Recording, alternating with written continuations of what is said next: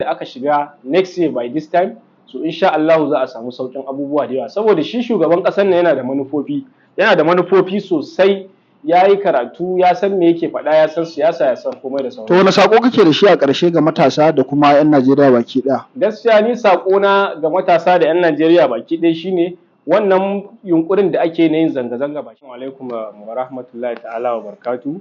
Sunana Muhammad Lawal Jibril, ni ɗan kasuwa ne, ina sayar da hula, shadda, yadiddika da kuma sauransu. So Malam Muhammad, yau Najeriya take wato jajibere na cikarta shekara wato 64 da samun 'yancin kai. Mutane da dama especially matasa a baya mun sani cewa suna ta wato ƙoƙari wajen ganin sun nuna farin cikinsu da wannan samun 'yanci. A wannan kuma lokaci mun ga kamar abin ya sauya.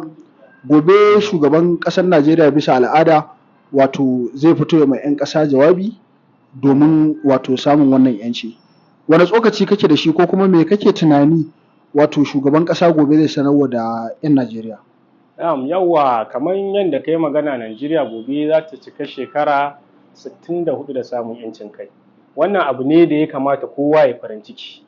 Abu ne da ya kamata kowa ya farin ciki, saboda idan ka duba ƙasashen da muka samu 'yancin kai tare da su, za ga wasu da yawa a cikinsu da wanda suka riga mu samun 'yancin kai ma mun wuce su, mun fi su samun ci gaba.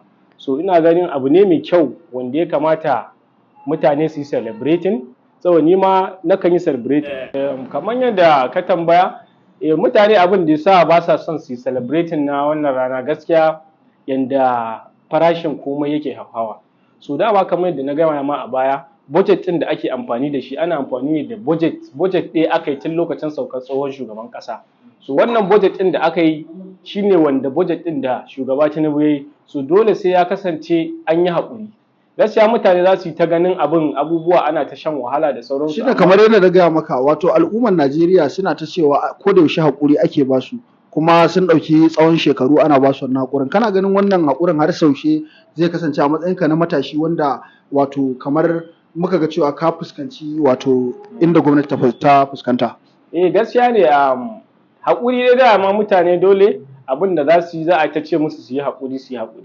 Amma abin da yake da akwai, ni ina ganin idan duk inda aka shiga next year by this time, so insha Allah za a samu sauƙin abubuwa da yawa, saboda shi shugaban ƙasar nan yana da manufofi sosai, ya yi karatu, ya san me yake faɗa, ya san siyasa, ya san komai da sauransu. To wani sako kake da shi a ƙarshe ga matasa da kuma 'yan Najeriya baki ɗaya? Gaskiya ni na ga matasa da 'yan Najeriya baki ɗaya shine wannan yunkurin da ake na yin zanga-zanga ba shine